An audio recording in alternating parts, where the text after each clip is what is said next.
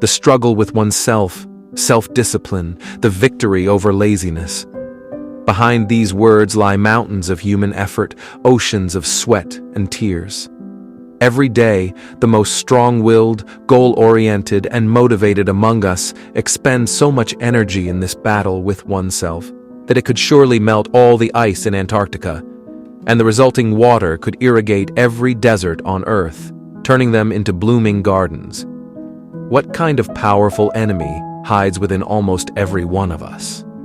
What insidious demon seems to instantly drain our strength every time we set out to do what needs to be done, rather than what we want to do? But let's remember, what needs to be done are the goals we have set for ourselves. These are not obligations imposed by others. They are our own dreams, our meticulously crafted plans, our pathways to success, and our means to transform our lives for the better. This is about us, about fulfilling our potential, about realizing our vision for our future. So why, damn it, does it feel like every time we get down to business, the whole world conspires against us? Every major and minor circumstance, every unfortunate coincidence, every suddenly urgent task, all of it hinders us from going for that run, or learning those 30 Spanish words, or eating a salad instead of a chocolate bar, or finally writing that cursed report. Why? That's a very good question. It's the most crucial question for you, if, of course, you have a goal, if you want to succeed. Because no matter what anyone tells you, just wanting and even wanting it very badly is not enough. Even the most determined driver won't get a car to move if the gas tank is empty. To start moving, you need a source of energy. And the good news is you have it. You, like each of us, have your own personal source of immense power that is currently working against you because you don't know how to control it. But if you learn how, you won't just start moving towards your goal. You will launch forward and upward like a rocket. When your emotional self says, "I want a cream cake and to watch a series," and your rational self counters, "Eat an apple and get to work, or you'll fail the exam." This isn't just some abstract internal debate. This is a clash between two real, physically distinct parts of your brain. One of them is ancient, the part that links humans with other animals, the emotional part of the brain. This is where emotions and desires reside. The other part is much younger in comparison, the part that sets humans apart from other animals, the rational part of the brain. This is where reason lives, and thus our cherished dreams, life plans, and important goals. But what about motivation, you might ask? And there's the rub. It doesn't live in the rational part of the brain. This is the crux of the matter. Motivation resides in the emotional part of the brain. It's emotions that drive us to want something, to strive for something, and to take any action at all. Without them, we wouldn't lift a finger. But what we should want and what we should strive for? On this point, the emotional and rational parts of our brain often have very different, even completely opposing views. In the ancient world where animals, human ancestors, and early humans lived, instant emotional reactions ensured a good chance of survival. Found food? Grab it and eat it. The richer the food, the better. Saw danger? Run or fight back. If you had to fight, the more aggressive you were, the better. It increased your chances of survival.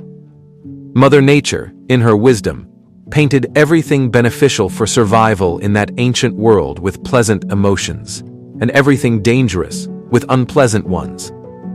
Look, children, don't get confused. This is the guide the emotional part of our brain still follows. Anything we perceive as pleasant right now, it considers beneficial, and moreover vital for us. Anything unpleasant it views as harmful, even deadly. From its perspective, eating something sweet and fatty is always beneficial, and running in the park when you're not being chased by a predator is just a pointless waste of energy. Much better would be to sleep. We live in a different world now, the world of human civilization.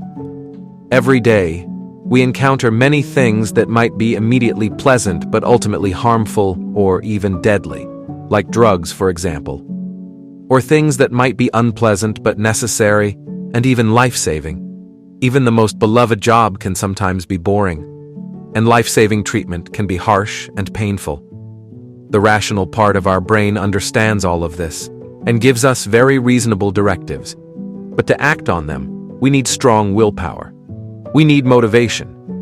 And the rational part of the brain doesn't directly control motivation. Remember, we are wired by nature so that our motivation is driven by emotions. The emotional part of the brain doesn't grasp our long-term goals, plans, and dreams. This is why every time something needs to be done, but you absolutely don't feel like doing it because it's hard or scary or boring, every time you're in that situation, you either feel completely unmotivated or you suddenly find countless distractions preventing you from getting started. This is the emotional part of your brain unleashing all its power, honed over 3.5 million years of evolution. It either pressures you directly or uses cunning tricks, all for a noble cause, to protect you from what is unpleasant, which, from its perspective, means harmful or dangerous. Now, I don't want to imply that emotions are inherently bad, that they need to be suppressed, destroyed, or never allowed to surface. We know how destructive floods can be, but that doesn't mean we should eradicate water. We cannot live without water. We are more than half composed of it. Similarly, we cannot live, think, or even be human without emotions.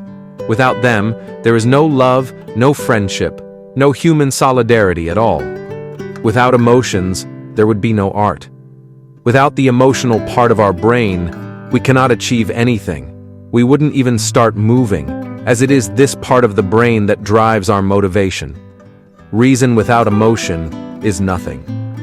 But emotions without rational control can become more dangerous than floods, fires, and earthquakes combined.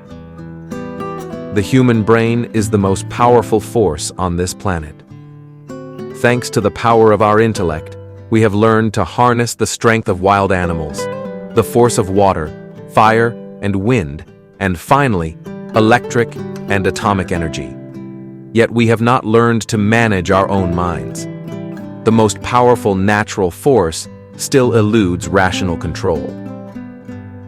Today, we see the same emotions that drove primitive man to charge at an enemy with a stone axe, dictating the behavior of modern humans, armed with high-tech weapons. Needless to say, this is both terrifying and dangerous for the future of humanity. Learning to effectively use the formidable power of nature that resides within our heads for peaceful and rational purposes is the main challenge for our civilization and for each of us. It is the most human task, the most worthy task for each human. For your destiny, perhaps the most important thing is to understand your feelings and wisely harness their immense energy. Trying to simply suppress emotions is futile. Even a person who isn't very emotional will eventually explode or suffer a heart attack if this person keeps repressing all his or her feelings and desires.